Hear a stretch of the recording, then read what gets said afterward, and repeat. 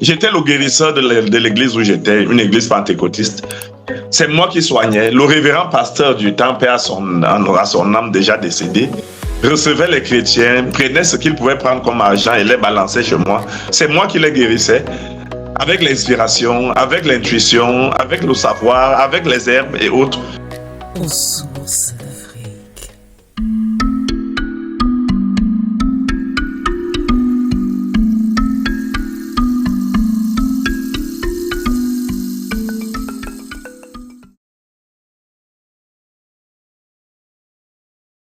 Pourquoi est-ce qu'on vous appelle mage?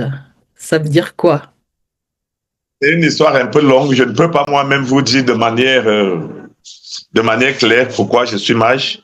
Mais ce nom m'a été donné par un ami journaliste qui sollicitait mon savoir. Il avait la tribune de l'Est, on l'appelle Chantal Roger Tuilé, à qui on a interdit le métier de journaliste au Cameroun pour des problèmes qu'il avait eu avec un grand responsable du pays. Et nous étions ensemble. Je l'aidais de temps en temps parce que je suis un guérisseur. Je pratique nos traditions au quotidien depuis plus de 50 ans. Et un matin, un après-midi, nous étions en train de prendre une bière. À cette époque-là, c'était dans les années 2001. Le ministre de la Santé publique du temps, Olangue Nawana, ne voulait pas qu'on nous appelle docteur, nous les guérisseurs, parce qu'on m'appelait docteur Lima. Mon vrai nom est Lima Leba. Je suis Banen, Camerounais et Banen. Et un jour, il me dit, bon, comme le ministre Olanguena ne veut pas qu'on vous appelle docteur, avec toute la connaissance que tu es un mage. L'hommage Lima, ça ne résonne pas bien. L'hommage Albert, c'est ton nom, l'hommage Albert. Et le lendemain, il me fait une interview sur le VIH. Et c'est passé, le nom est passé depuis ce temps-là.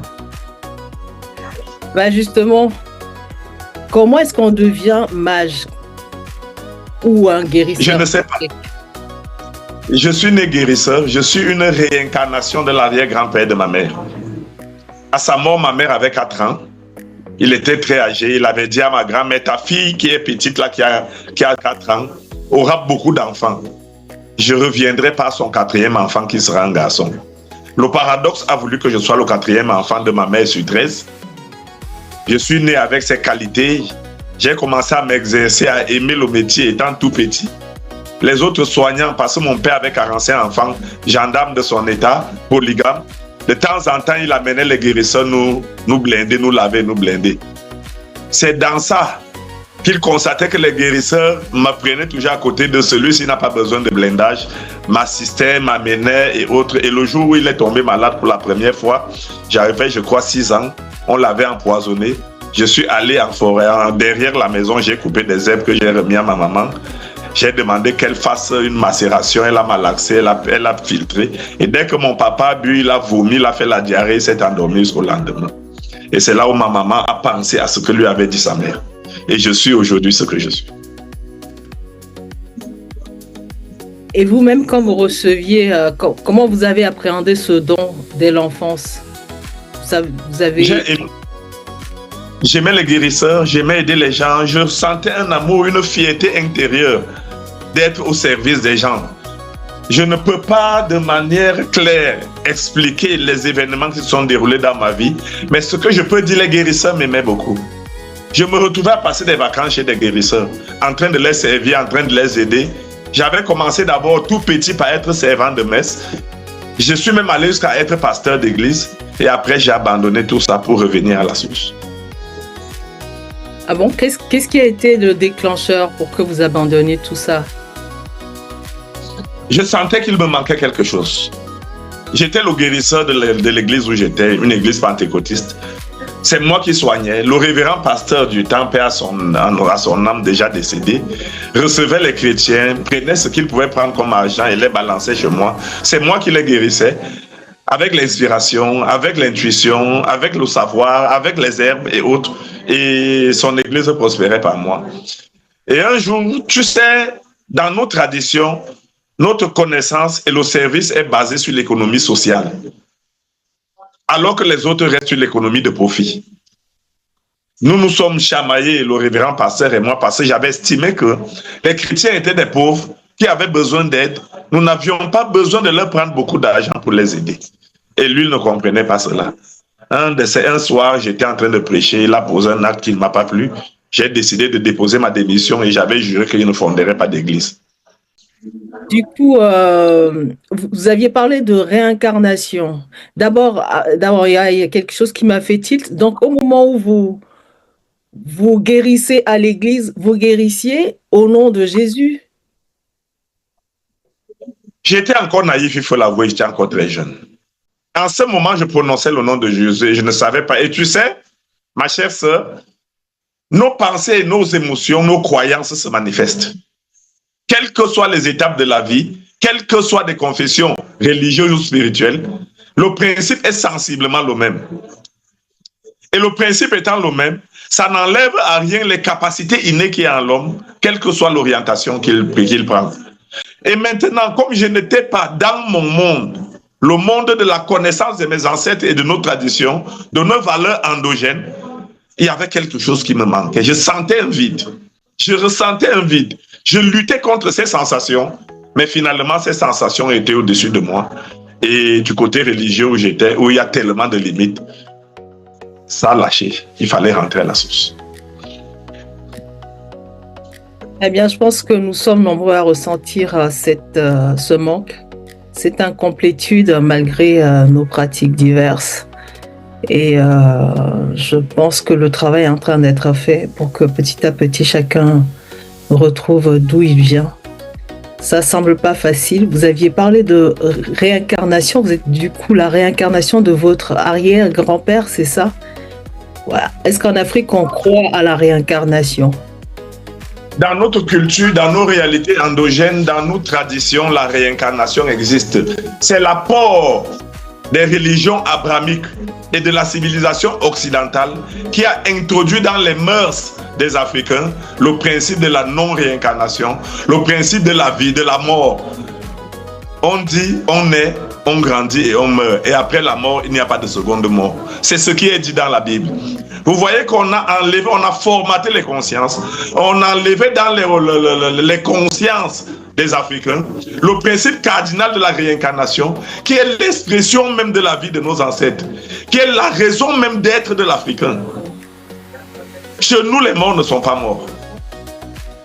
Et puisque les morts ne sont pas morts, il n'y a pas une culture, il n'y a pas une famille où il manque au moins un ancêtre qui peut intercéder pour nous. Très intéressant, Maj. Est-ce qu'on peut dire qu'en Afrique, il y a un Dieu unique? Est-ce qu'il existe un Dieu particulier pour tous les Africains? Ou le monde? Oui, pour l'Afrique, il faut déjà percevoir qui est Dieu, comprendre exactement Dieu en tant que principe. L'Afrique parle plutôt des manifestations de Dieu. Tous les rituels qu'on dit animistes, c'est un mot que je n'aime pas bien, mais je dois le prononcer. Tous les rituels qu'on dit animistes sont des rituels qui expriment la manifestation de Dieu. Dieu, en tant que principe créateur, est le non manifesté qui se manifeste sous des myriades de formes, à travers la nature, à travers les arbres qu'il a créés, à travers notre propre être, que nous sommes nous les humains, et à travers tout ce qui est perceptible dans la réalité spatio-temporelle. C'est la conception de Dieu de l'Afrique. Cette conception du Dieu unique, principe créateur, mais manifesté sous des myriades de formes. Quels sont les héritages que l'Afrique a donnés aux religions actuelles? Nous avons pratiquement copié sur le modèle africain. La cosmogonie occidentale et religieuse des religions abrahamiques est copiée sur la cosmogonie égyptienne. Observez bien, en quelques petites tricheries. Les religions, et d'ailleurs même, si on entre même, je n'ai pas de très grande connaissance dans le principe de la Kabbale hébreu, je connais quelques bribes, mais vous allez constater que c'est un copier-coller de l'Égypte antique, de la Nubie antique, de l'Atlantide et autres. C'est l'héritage africain qui a été copié, modélé et nous être ramené sous des formes pour nous asservir, pour formater nos consciences et pour nous amener de nous détacher de nos propres réalités. Vous enseignez souvent qu'un grand homme se reconnaît à sa simplicité. Déjà, je vous remercie à la simplicité par laquelle vous avez accepté de de venir à cette interview, la simplicité avec laquelle vous interagissez avec moi. Est-ce que aujourd'hui, avec toute la pléiade de sachants, de savants, de spirituels sur les réseaux sociaux, est-ce que c'est un code pour nous de déceler qui nous manque, qui est un vrai spirituel, qui est un vrai savant, vers qui on peut se tourner? Il y a quelque chose que le principe créateur a mis en chacun de nous. La conscience d'abord, qui est l'expression du divin en chacun de nous, et surtout l'intuition, qui est la capacité de percevoir et de reconnaître le bon de l'ivraie. L'univers parle à chacun de nous. On ne peut pas empêcher, parce que le libre arbitre dans l'univers, qui symbolise même l'expression de l'univers, on ne peut pas empêcher à quelqu'un de se targuer d'être un grand spirituel, d'être un avatar, d'être ceci ou cela. Mais on reconnaît quoi? On reconnaît quelqu'un par quoi? Par ses fruits, par sa façon d'être, par sa façon de faire, par l'amour qui se manifeste en lui. Et vous savez que c'est des principes qu'on ne peut pas cacher et qu'on ne peut pas manipuler. Un véritable spirituel est amour. Un véritable spirituel est simple. Un véritable spirituel comprend les autres. Et il faut définir bien ce que c'est que l'amour à l'africaine. Ce n'est pas l'attachement possessif que l'on nous indique tous les jours, qu'on nous montre tous les jours, qui est une forme un peu plus complexe de l'ego. Non. L'amour est vérité. L'amour est pardon. L'amour est compréhension. On ne peut pas définir l'amour, mais on peut établir l'amour en fonction des faits que l'on vit par rapport à l'être, à la personne qu'on a en face de soi.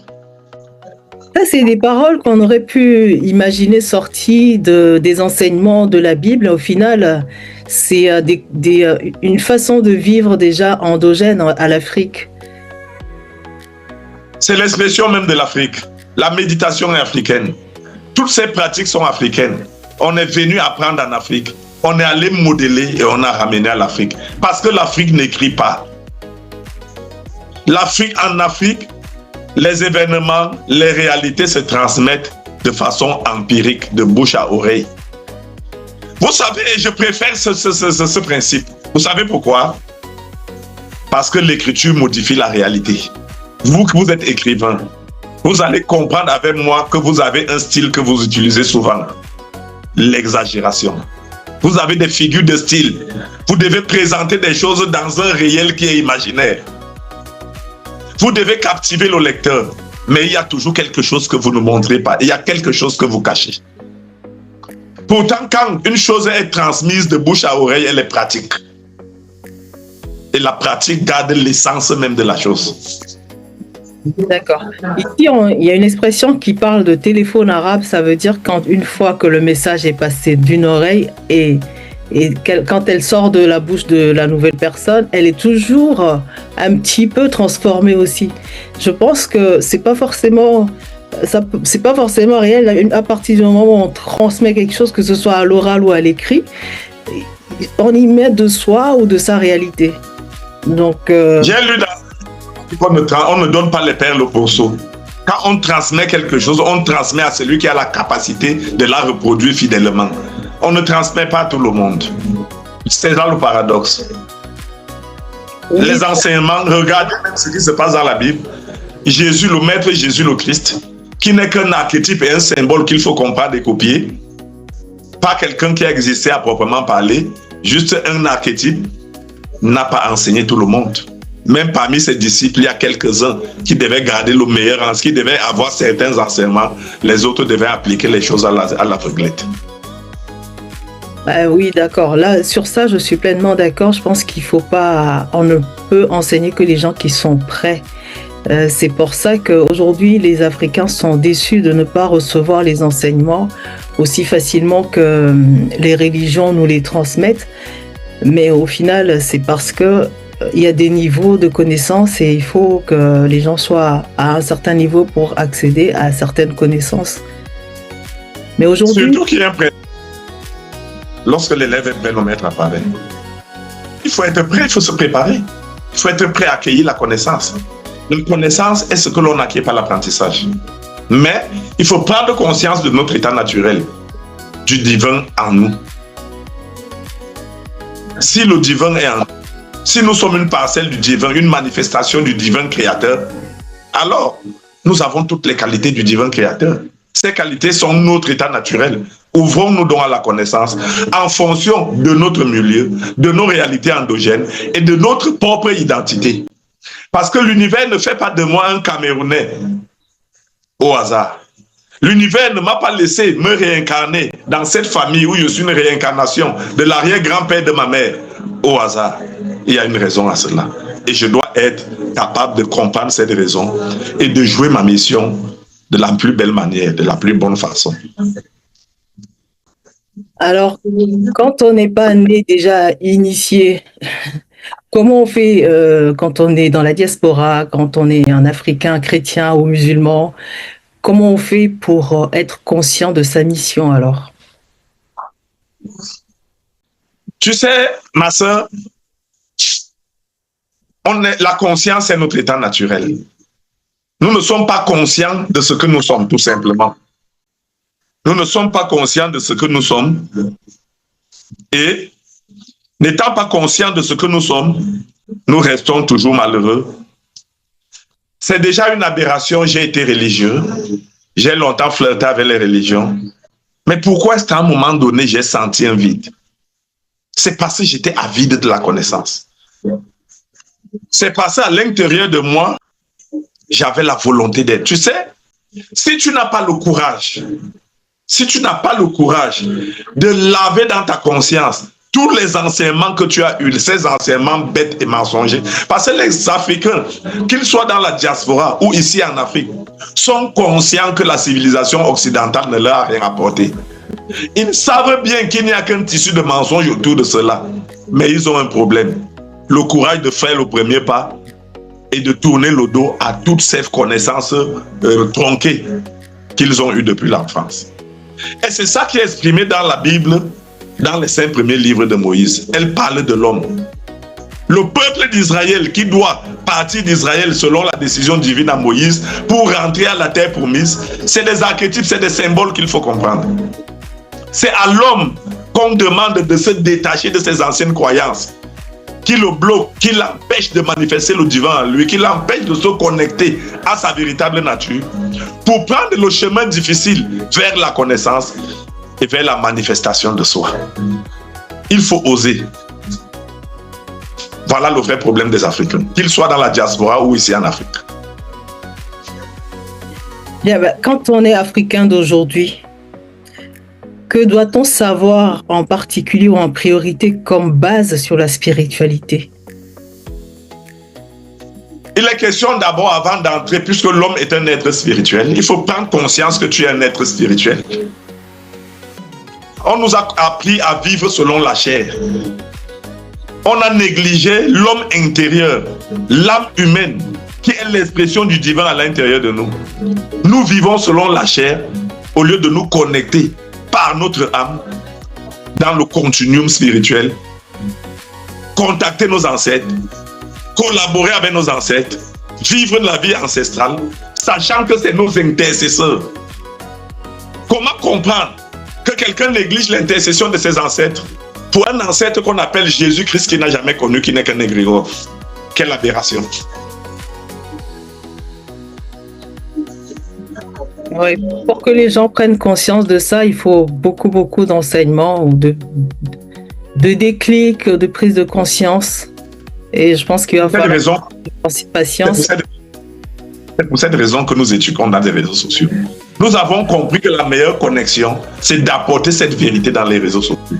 Vous m'avez découvert à travers les réseaux sociaux. Nous essayons, à la limite de nos possibilités, en nous détachant de l'égoïsme, de transmettre nos expériences, afin que toute personne qui est prête se mette sur le chemin de cette connaissance, puisse commencer au moins à faire les premiers pas. Parce que c'est un processus qui est lent et continu. La prise de conscience, il suffit d'être prêt. Quand tu vas écouter un spirituel, éduquer, enseigner dans les réseaux sociaux, quelque chose va te dire, écoute là, celui-là est en train de dire vrai. Tu vas être attentionné et tu vas te mettre à l'école. À travers les réseaux sociaux, l'Afrique va reprendre son identité. C'est vrai qu'il y a à l'intérieur de l'ivraie, c'est vrai, on ne peut pas vivre sans cela. C'est les aspects différents de la même réalité. Les bons et les mauvais, ils doivent être ensemble afin que celui qui a déjà une conscience prête puisse savoir le choix qu'il doit faire. Parfois, se tromper à aller vers celui qui est mauvais n'est pas toujours mal. Parce que ça te permet de faire la différence avec quand tu trouveras celui qui est bon. Tu pourras jauger et voir que maintenant tu es sur le bon chemin. C'est l'expérience qui fait la différence et l'échec qui fait l'enseignement. Effectivement, qui permet d'évoluer. Quel est le but de la vie? Le but de la vie, je préfère parler du but de l'incarnation, de la réincarnation. Parce que la vie est. La vie est. Elle est omniprésente, elle est éternelle et omniprésente. Donc, on ne peut pas parler de la vie en parlant de la respiration de l'individu ou des plantes, parce que celles-là sont assorties sur le principe de la naissance et de la mort. Mais la vie est éternelle et omniprésente. Le but de l'incarnation humaine, c'est de venir expérimenter la réalité spatio-temporelle afin d'évoluer en amour et en sagesse. On part de la source, on part de la source, on s'incarne, on se réincarne, on fait un certain nombre d'expériences terrestres. On ne peut pas les faire sur toute une longue période. On se désincarne, on repart dans les plans subtils, on vit la vie d'amour parfait, on se réincarne, on continue ces expériences jusqu'à atteindre le sommet de la félicité céleste. Et cette félicité céleste, on doit d'abord la vivre sur terre. Quand on a vécu la félicité céleste terrestre, on va entrer après le décès dans la félicité céleste où on ne va plus se réincarner. On devient une âme qui va intercéder pour les autres. Justement, vous avez dit que la vraie vie, c'est la vie subtile, la vie spirituelle est la vraie vie. Oui, et puis il faut la vivre de son vivant. On est un être spirituel. L'âme humaine en elle-même a un potentiel qui est au-delà de ce que nous pouvons imaginer. Nous n'exploitons même pas notre potentiel au 1 millième. Nous devons donc expérimenter et comprendre, se connaître, comprendre ce qu'est notre âme, comprendre que nous sommes des êtres illimités et infinis et vivre pleinement ce pouvoir qui est en chacun de nous. Très bien. Vous êtes naturopathe, herboriste, traditionnaliste, tradithérapeute. Là, c'est les gros mots. En un mot, je suis guérisseur. D'autres nous appellent les nganga. En ma langue est moine. Ça veut dire un soignant. Est-ce que il y a une différence entre un soignant, un nganga, un sorcier africain et la pratique, le culte aux divinités, les cultes vaudous par exemple? Bon, disons, je ne vais pas trop parler du vaudou parce que je ne le connais pas très bien. Mais je sais que ce soit la macumba au Brésil, le buti au Gabon ou le vaudou dans les côtes de l'Afrique de l'Ouest, c'est les mêmes rituels. C'est les mêmes confréries, mais qui ont pris des configurations selon le milieu où ils se retrouvent. Au Cameroun, c'est le Djingo. Au Cameroun, ici chez nous, c'est le même. C'est les mêmes pratiques. C'est des pratiques qui utilisent les 4 éléments, qui font la manifestation du divin, mais en utilisant la nature dans laquelle elle se trouve. C'est vrai, c'est des cultes qui ont été beaucoup diabolisés.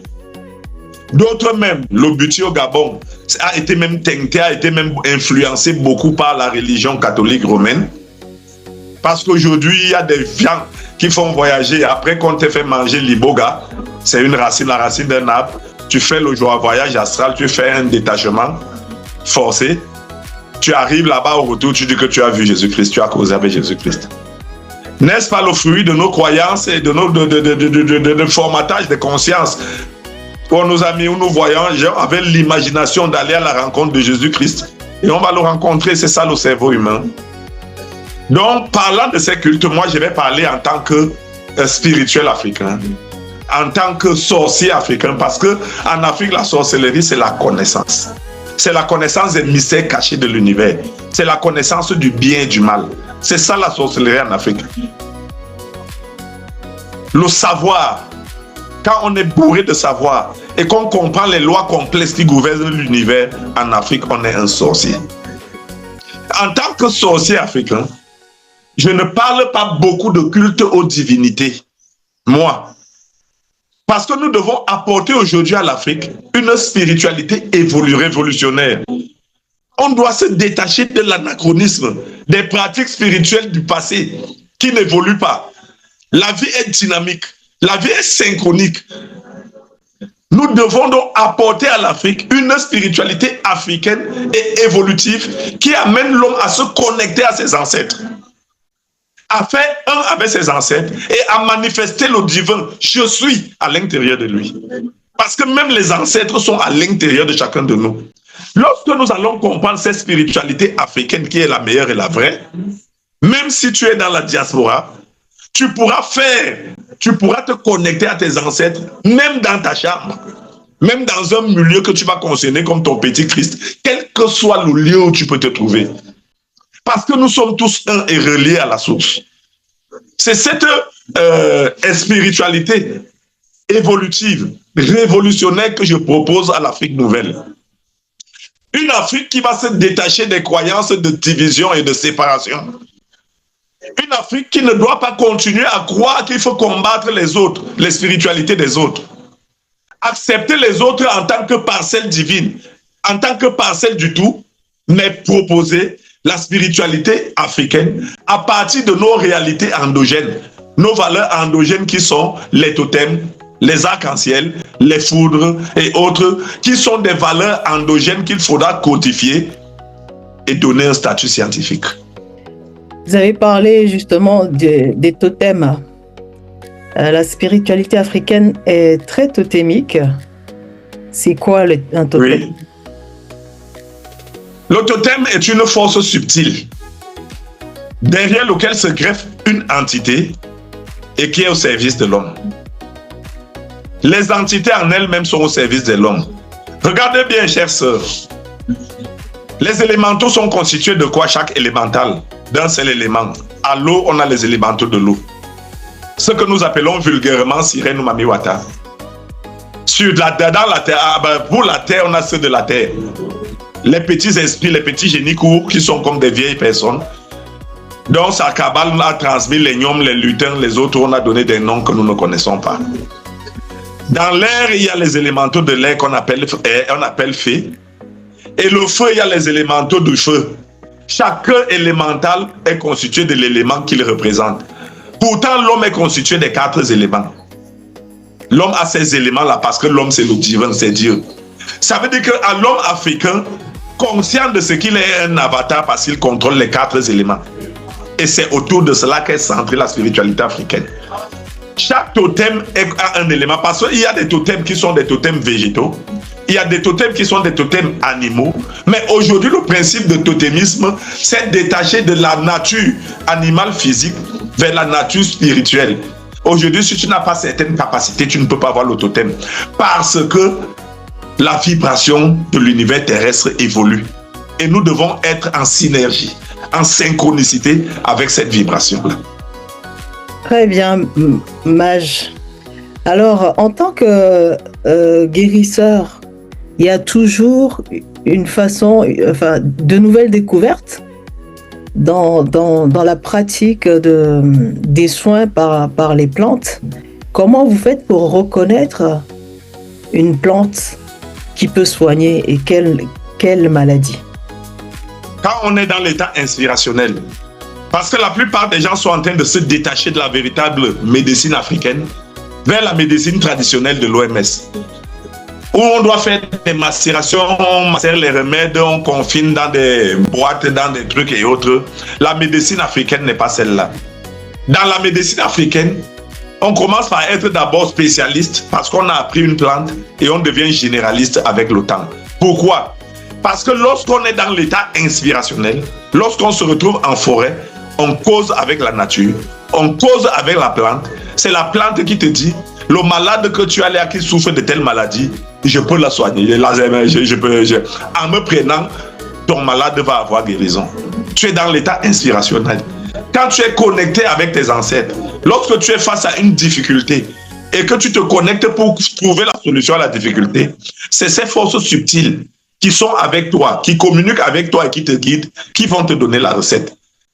C'est pourquoi le commun des mortels a l'impression de croire que nous découvrons au jour le jour. Non, puisque c'est là, nous prenons seulement conscience.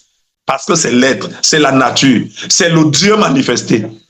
Le Dieu manifesté est le tout. Et dans le tout, on a tout. Il suffit de savoir et de prendre.